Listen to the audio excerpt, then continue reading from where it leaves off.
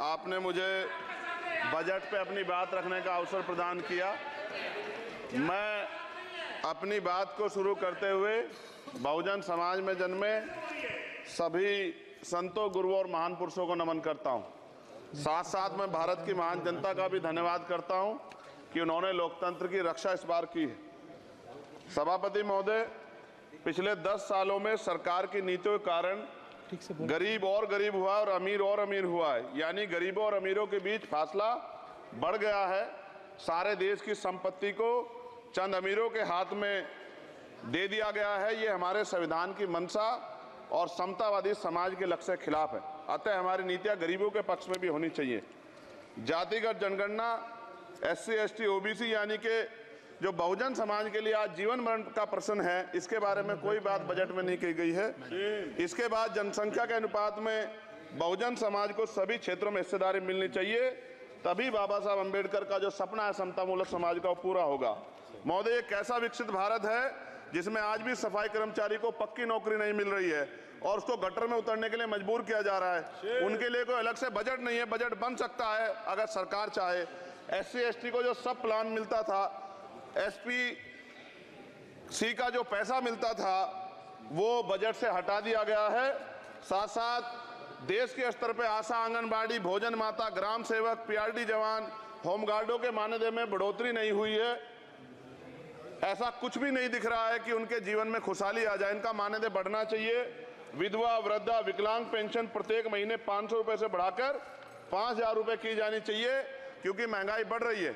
देश में प्रधानमंत्री जन कल्याण योजना के तहत SC, ST, OBC और मुस्लिम को कितने घर दिए गए, इसका कोई आंकड़ा सरकार के पास नहीं है। देश में इसी तरह SC, ST, OBC के लिए कितने परिवारों को शौचालय की व्यवस्था कराई गई। आज भी सिद्धार्थनगर जैसे जिले और तमाम जिले जो हैं, वहाँ शौचालय की व्यवस्था नहीं है। इस पर ध्यान देना चाहिए। देश भर में SC, ST, OBC के जो रिक्त पद पड़े हुए हैं, बैकलॉग भरना चाहिए। सरकार ने कुछ नहीं कहा।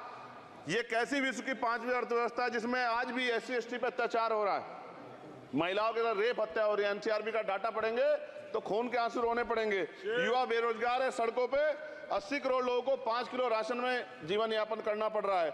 जो बजट SC, ST को मिलता है, मेरे दाएं तरफ जो साथी बैठे उनको बुरा लगेगा, कर्नाटक में 14,732 करोड़ रुपए इन्होंने दूसरी योजना में लगा दिए और मध्य प्रदेश में आपने 95 करोड़ रुपए जो है दूसरे बजट में लगा दिए। हमारा जो मिलता है उसको तो मत छीनो भाई। MSP की लीगल गारंटी कोई बात नहीं हुई है। किसानों को जो 6000 रुपए मिलते हैं उसको बढ़ा के 12000 रुपए करना चाहिए और फसल बीमा जो है उसका सारा प्रीमियम सरकार भरे, किसानों पर बोझ ना लगे। रिजर्वेशन प्रमोशन में लागू नहीं किया गया, पुरानी पेंशन को बहाल नहीं किया गया, इस पर चर्चा नहीं हुई।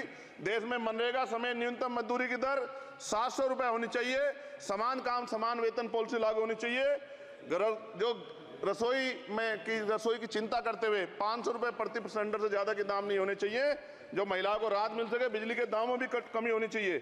बेरोजगार युवाओं को 5000 रुपए भत्ता मिलना चाहिए, जो बेरोजगार युवा जो है अपनी पढ़ाई या अपना खर्चा उठा सके।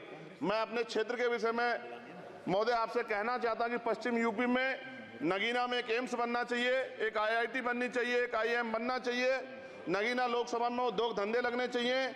नगीना की कताई मिल जो है उसको पुनः शुरू कराना चाहिए। RRTC जो योजना है सरकार की, उसको मेरठ से आगे बढ़ाकर मुजफ्फरनगर, सहारनपुर से नजीबाबाद नगीना होते हुए उसको नगीना तक ले जाना चाहिए। साथ साथ नजीबाबाद से मुंबई के लिए एक ट्रेन चलनी चाहिए और नगीना, श्योरा, किरतपुर में रेलवे के ओवरब्रिज बनने चाहिए। सभापति महोदय, सामाजिक न्याय मंत्रालय को 13,000 करोड़ रुपए दिए गए और जनजाति कार्य मंत्रालय को 13,000 करोड़ रुपए दिए, कुल 26,000 करोड़ रुपए, जो कुल बजट 48.20 लाख का लगभग 0.54% है।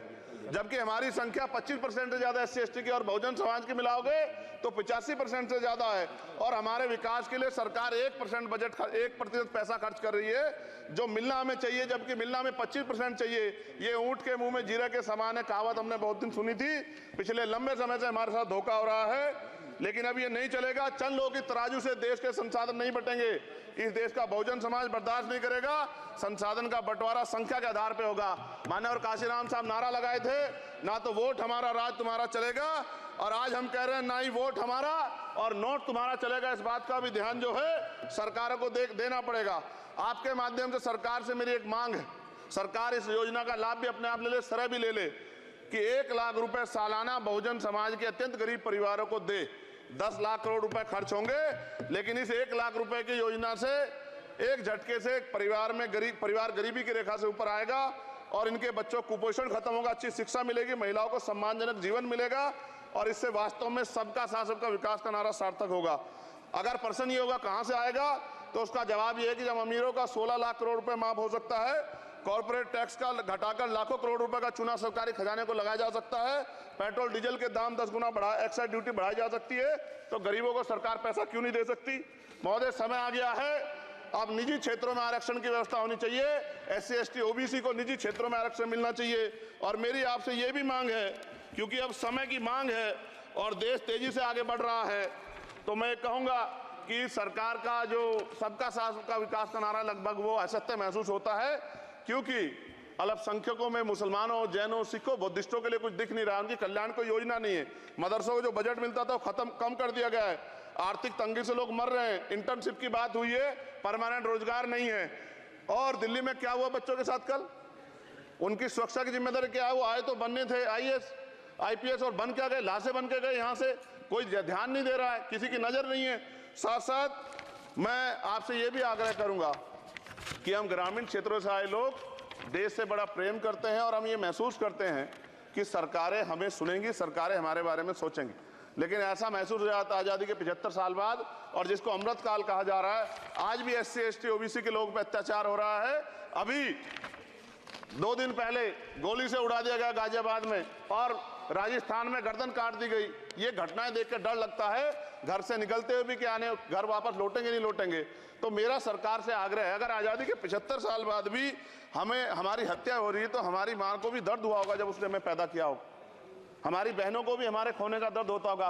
कैसी कानून व्यवस्था है आपकी, सब कुछ है आपके पास, फिर भी जो है महिलाओं पर रेप नहीं रोक पा रहे हो, हत्याएं नहीं रोक पा रहे हो, गरीबों, दलितों, पिछड़ों, किसानों, मजदूरों की जान नहीं बचा पा रहे हो। किसान सुसाइड कर रहा है, नौजवान सुसाइड कर रहा है, और बड़ी बड़ी बातें होती हैं, इधर भी अच्छे लोग हैं, इधर भी अच्छे लोग हैं, लेकिन अच्छाई तब होगी जब जमीन पे भी कुछ काम दिखाई देगा। और जमीन पे महोदय कोई काम दिखाई नहीं दे रहा है।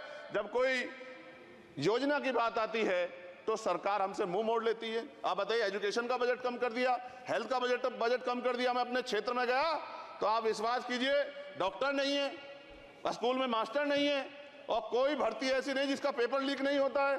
तो देश किस तरफ जा रहा है और इसमें नौजवानों का भविष्य क्या है, इसके बारे में हमें चिंता करनी चाहिए। और अंत में अपनी बात को खत्म करते हुए मेरा आपसे आग्रह और आपके माध्यम सरकार से आग्रह है कि यहाँ बाहर बाबा साहब अम्बेडकर की मूर्ति लगी हुई थी एक, वो करोड़ों लोगों की आस्था से जुड़ा विषय है, और आप विश्वास करो इतना गुस्सा है उसको लेके, मेरी आपके माध्यम से मैं हाथ जोड़ता नहीं हूं, लेकिन मैं हाथ जोड़ के आपसे आग्रह कर रहा हूं कि प्रधानमंत्री जी, सरकार से हमारी आग्रह कि वो अम्बेडकर वादियों के सम्मान का ध्यान रखते हुए, उनके जो है दिल की पीड़ा को समझते हुए, दर्द का ध्यान रखते हुए उस मूर्ति को पुनः स्थापित करा दीजिए। अगर इसमें कोई राजनीतिक कारण अलग बात है, लेकिन मैं कंक्लूड कर रहा हूं। मगर मैं आपसे कहना चाहता हूं, इसमें बहुत गुस्सा है। जिस दिन अम्बेडकरवादी गुस्सा हो जाएगा, वो फिर इस सरकार को जो 24 में आ गई है, वो आने वाले चुनाव में ऐसा सबक सिखाएगा कि दोबारा पलट के नहीं देख पाओगे। तो मैं आपका धन्यवाद करता हूं और मुझे विश्वास है कि सरकार मेरी बातों पे गौर करेगी और गरीबों के बारे में सरकार सोचेगी, गरीबों को आगे बढ़ने के अवसर प्रदान होंगे। धन्यवाद।